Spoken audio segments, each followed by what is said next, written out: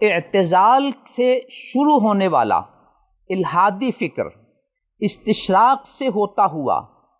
ان 4 ذرائع سے ہمارے ہاں پہنچا۔ بر صغیر ایشیا میں اگر ہم دیکھیں تو انہی وسائل و ذرائع کے ذریعے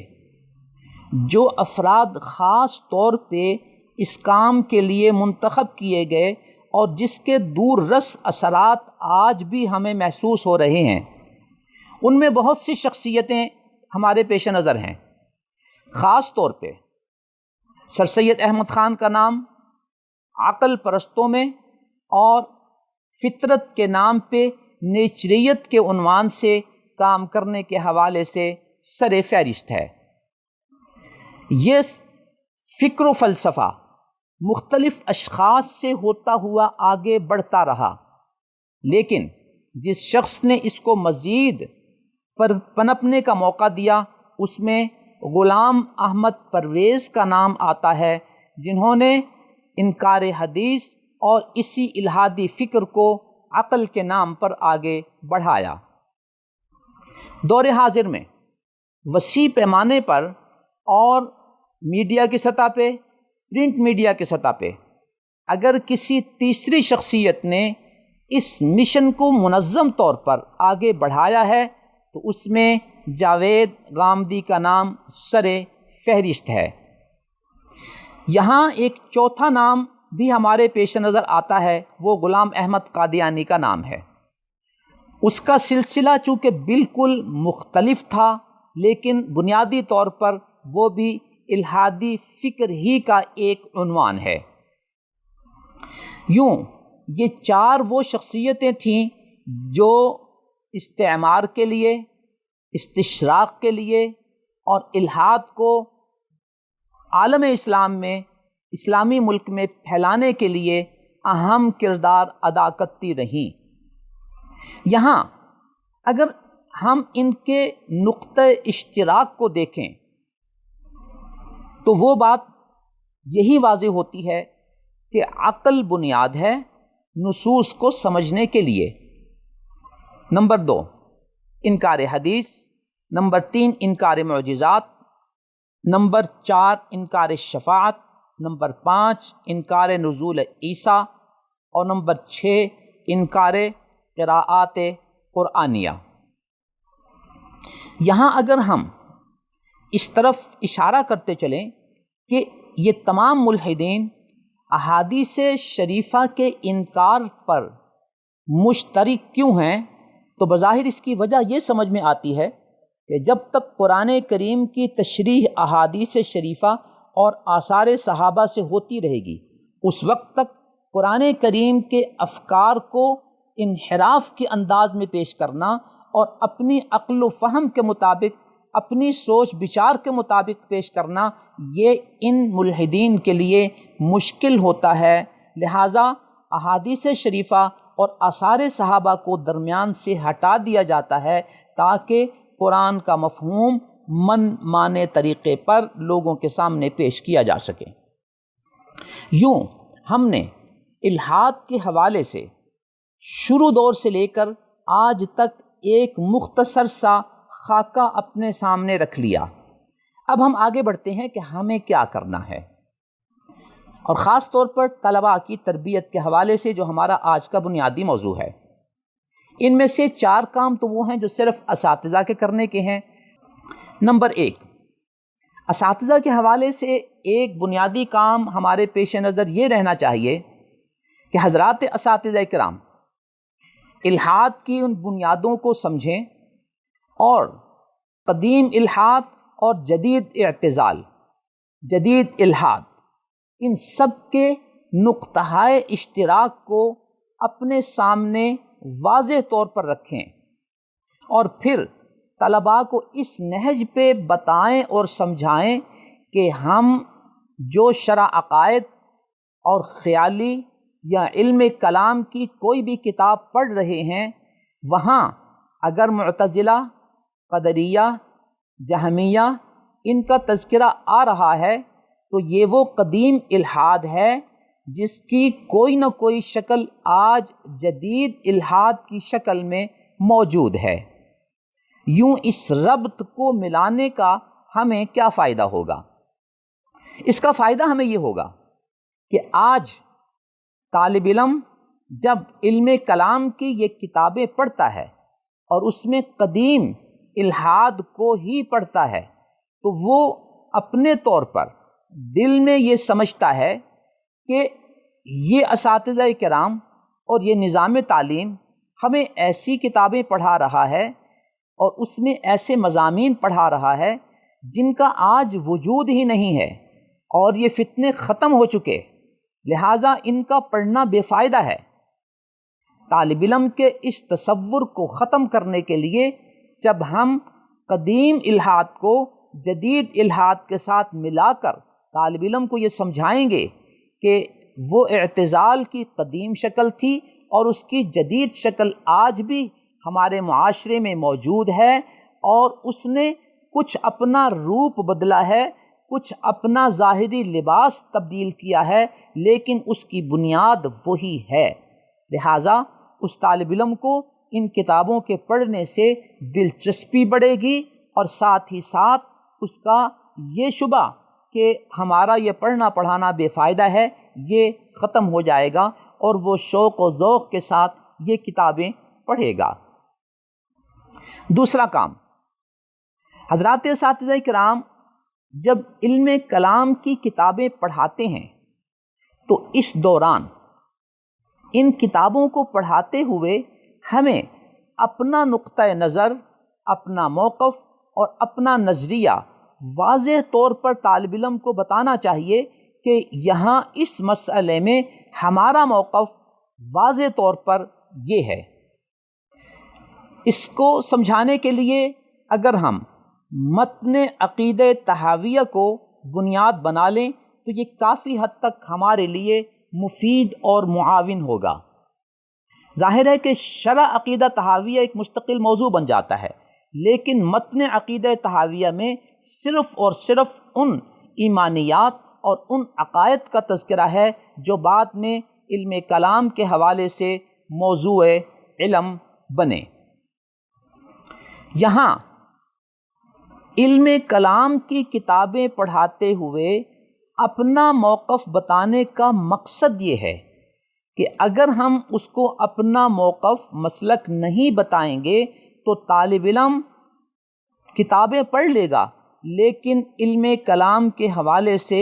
اور ان میں بیان کردہ مضامین کے حوالے سے وہ کنفیوز رہے گا، اسے واضح نہیں ہو پائے گا کہ اس میں ہمارا اپنا موقف کیا تھا اور کیا ہے۔ اس سلسلے میں اگر آپ طلباء کا ایک مختصر سا سروے کریں تو یہ حقیقت آپ پر کھل کر واضح ہو جائے گی کہ علم کلام کے حوالے سے ہمارے طلباء پر اپنا موقف واضح اور کلیئر نہیں ہوتا۔ ساتھ ہی ساتھ ہمیں علم کلام کی کتابیں پڑھاتے ہوئے ان کی افادیت یوں بتانی ہے کہ اس کو پڑھنے سے ہمیں قدیم الحاد کی روشنی میں جدید الحاد کو سمجھنے کا موقع ملے گا اور ساتھ ہی ساتھ ہمیں اپنا موقف متعین کرنے میں آسانی ہوگی۔ یہاں ایک بات ہمارے پیش نظر رہنی چاہیے کہ بعض اساتذہ علم کلام کی یہ کتابیں پڑھانے کے شروع میں علم کلام کی وہ مذمت بیان کرتے ہیں جو ان لوگوں کی بابت کہی گئی تھی جو اعتزال کا علم کلام ہے، جو قدریہ کا علم کلام ہے، جو جہمیہ کا علم کلام ہے، اس کی مذمت میں جو کچھ کہا گیا تھا وہ مذمت بیان کر دی جاتی ہے۔ نتیجہ یہ ہوتا ہے کہ طالب علم شروع سے ہی اس حوصلہ شکن ہو جاتا ہے اور اس کا اس کتاب کو پڑھنے کا ذوق جو ہے وہ ختم ہو جاتا ہے۔ تو یہاں ہمیں اس بات کو واضح کرنا ہے کہ جس علم کلام کی مذمت کی گئی ہے یہ اعتزال اور قدریہ کا علم کلام ہے، لیکن آگے بڑھ کر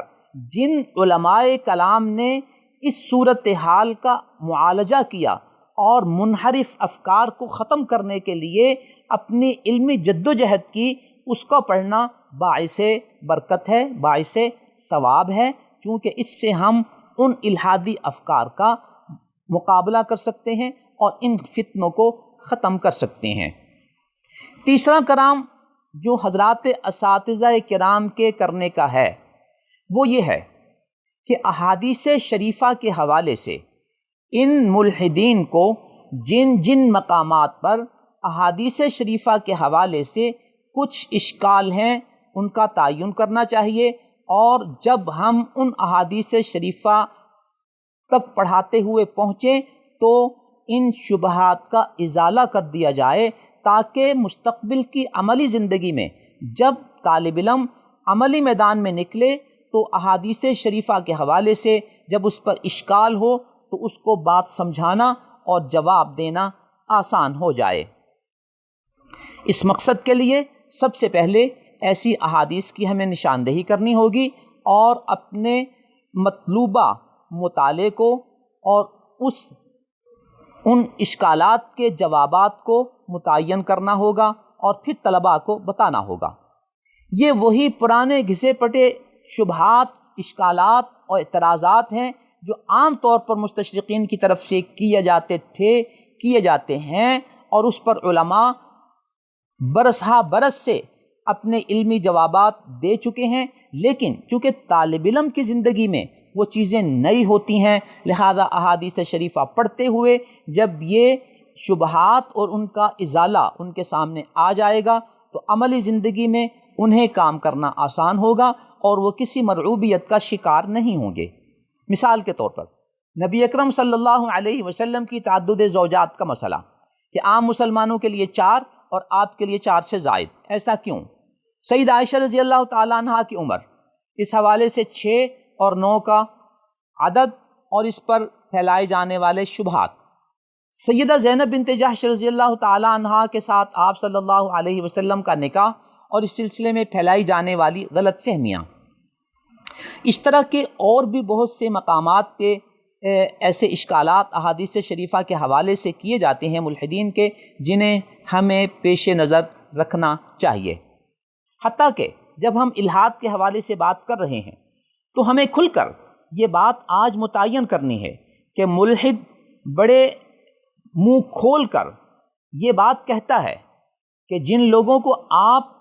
گستاخ قرار دیتے ہیں اور جن لوگوں کو آپ دائرہ اسلام سے خارج قرار دیتے ہیں اور انہوں نے اسلام کے خلاف کتابیں لکھی ہیں، ان کا تعلق کسی بھی ملک کے ساتھ ہو،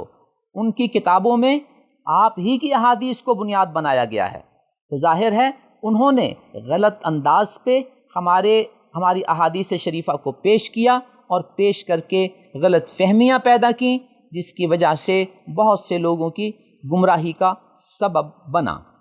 چوتھا کام میں عرض کرتا چلوں کہ طلباء کے ذہن میں جو غلط فہمیاں پیدا ہوتی ہیں ان غلط فہمیوں کا ازالہ کرنا یہ حضرات اساتذہ کرام کا کام ہے۔ عام طور پر جب بھی ان عنوانات پر کوئی بات ہوتی ہے اور طالب علم کوئی اشکال کرتا ہے تو ہمارے ہاں عام طور پر یہ مزاج ہے کہ ہم الزامی انداز میں اس کا جواب دے دیتے ہیں اور طالب علم لاجواب تو ہو جاتا ہے لیکن اس کی تسلی نہیں ہوتی۔ نتیجہ یہ ہے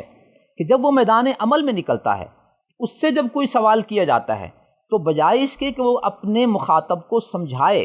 اور وہ جو سمجھنے کے لیے اس کے پاس آیا ہے یہ اس کو الزامی انداز میں جواب دینے کی کوشش کرتا ہے اور اس کے سوال کو اعتراض سمجھ لیتا ہے اور اس کے سمجھنے کے اس کوشش کو بحث و مباحثہ سمجھ لیتا ہے، لہٰذا الزامی جواب دے کر اس کو لاجواب کرنے کی کوشش کرتا ہے۔ نتیجہ یہ ہوتا ہے کہ سائل جو عوام سے تعلق رکھتا ہے، جس کے ذہن میں کسی غلط فہمی نے جنم لیا ہے، وہ غلط فہمی ختم نہیں ہوتی اور الزامی جواب سے وہ لاجواب تو ہو گیا، رفتہ رفتہ وہ غلط فہمی اس کے ذہن میں سرایت کر جاتی ہے اور ہماری اس بے توجہی کی وجہ سے اور ہمارے اس الزامی جواب کی وجہ سے وہ شخص گمراہی کی طرف چل پڑتا ہے۔ معاشرے میں کس طرح کے افکار جو ہماری نوجوان نسل میں اور نئی جنریشن میں متعارف ہو رہے ہیں اور ایک پلاننگ کے ساتھ متعارف کرائے جا رہے ہیں، اس میں ہمارا کیا رول ہونا چاہیے، یہ ہمارے اس عنوان کا اصل مقصد ہے۔ اس کو شروع کرتے ہوئے اگر ہم قرآن کریم کی طرف رجوع کریں تو ہمیں قرآن کریم 3 طبقوں کو مخاطب کرتے ہوئے نظر آتا ہے۔ ایک ہے پوری انسانیت کو دین کی دعوت دینا اور دین کی طرف بلانا اور دین کا پیغام ان تک پہنچانا۔ قرآن کریم میں ایسے عنوانات کے لیے یا ایھا الناس، اے لوگوں کی اصطلاح استعمال کی گئی ہے۔ اس میں پوری کی پوری انسانیت کو اور پوری امت انسانیہ کو مخاطب کیا گیا ہے اور ان کو قرآنی پیغام کی طرف متوجہ کیا گیا ہے۔ قرآن کریم کا دوسرا خطاب یا ایھا الذین آمنوا سے ہوتا ہے، جس میں مسلم معاشرے کو اپنے اعمال، اپنے افکار، اپنے عقائد کی درستگی کی دعوت دی گئی ہے۔ تیسرے نمبر پہ ایک ایسا طبقہ جو گمراہ طبقہ ہو یا غیر مسلم طبقہ ہو، اس کی طرف سے اسلام اور اسلامی تعلیمات کے بارے میں جو غلط فہمیاں پھیلائی جا رہی ہیں، ان غلط فہمیوں کے ازالے کے لیے مسلم علماء، مسلم زعماء، مسلم مفکرین اور مسلم اسکالرز کو میدان عمل میں اترنا ہے اور بہتر انداز میں اسلامی عقائد، اسلامی اعمال اور اسلامی تعلیمات کا دفاع کرنا ہے۔ ان تینوں شعبوں کو اللہ رب العزت نے قرآن کریم کی اس آیت میں بڑے بہتر انداز میں ارشاد فرمایا ہے۔ ادع الی سبیل ربک بالحکمۃ والموعظۃ الحسنۃ وجادلہم باللتی ہی احسن، اپنے رب کے رستے کی طرف لوگوں کو بلاؤ حکمت کے ساتھ، اچھی نصیحت کے ساتھ، اور ان کے ساتھ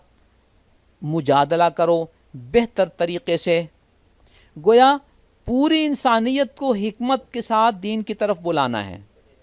مسلم معاشرے کو واعظ و نصیحت کے ساتھ دین کی طرف بلانا ہے،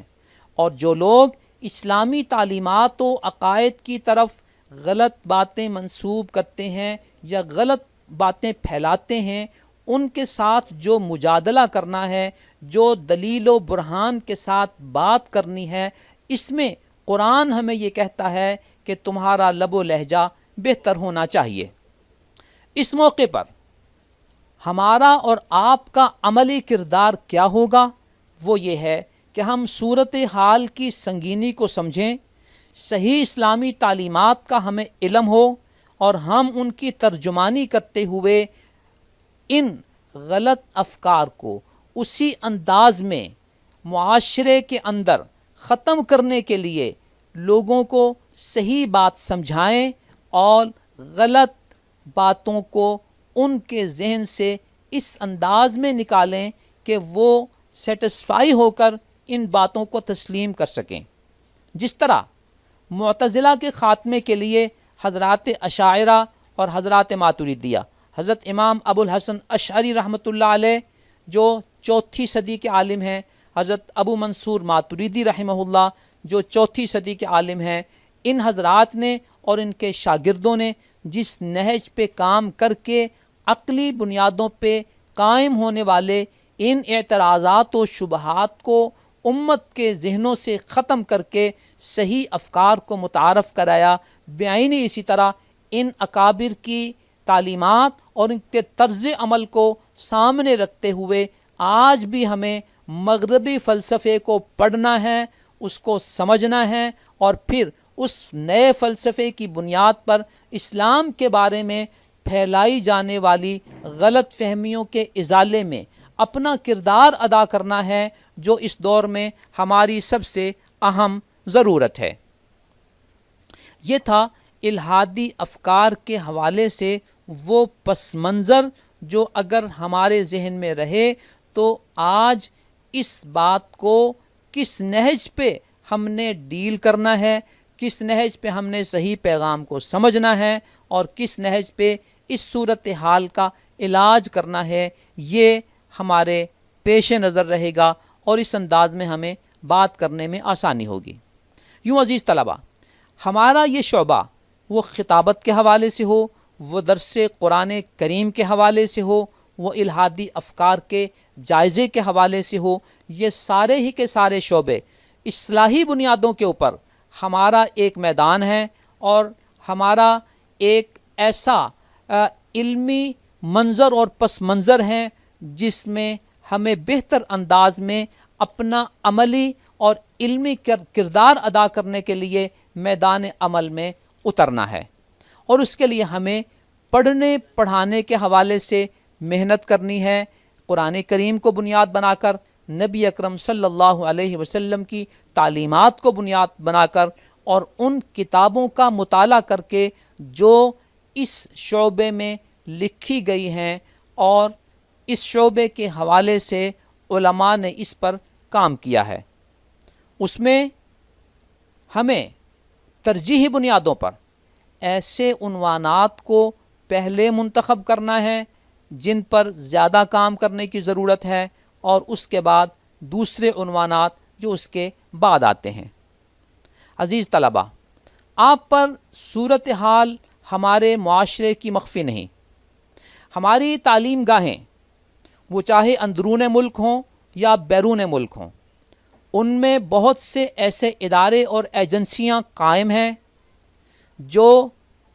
مخصوص طبقوں کی فنڈنگ کے بنیاد پر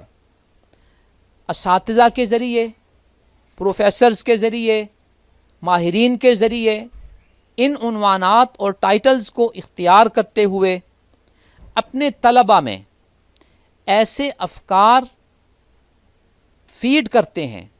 اور ایسے افکار سے ان کو متعارف کراتے ہیں کہ ان کے سامنے چونکہ اسلامی تعلیمات کا تفصیلی خاکہ نہیں ہوتا، تو وہ ان باتوں میں الجھ کر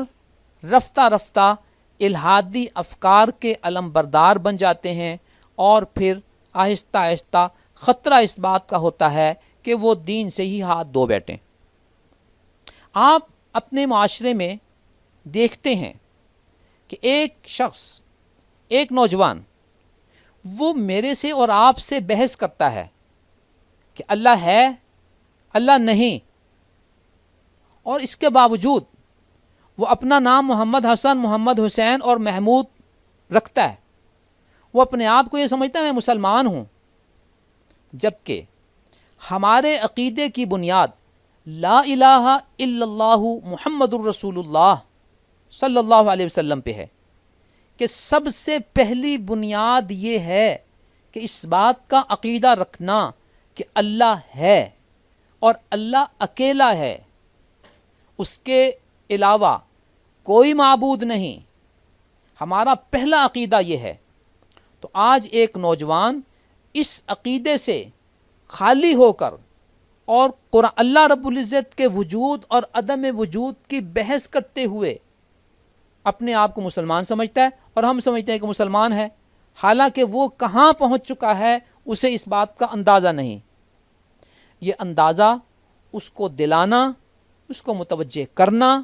ظاہر ہے یہ ہم اور آپ کی ذمہ داری ہے، جن کا یہ محاذ ہے کہ نظریاتی سرحدوں کی حفاظت کرنا۔ یہ تھا الہادی فکر کے جائزے کے حوالے سے ہمارے اس عنوان کا مقصد، کہ رفتہ رفتہ ہم ایسے فتنوں کو سمجھیں، اور سمجھنے کے بعد اس میں اپنے ماحول میں کسی بھی عنوان کو اختیار کرتے ہوئے، وہ ڈائریکٹ ہو، انڈائریکٹ ہو، میڈیا کے ذریعے ہو، تعلیم کے ذریعے ہو، لوگوں کو صحیح پیغام پہنچانا، تاکہ لوگوں کو ہم گمراہی سے بچا سکیں۔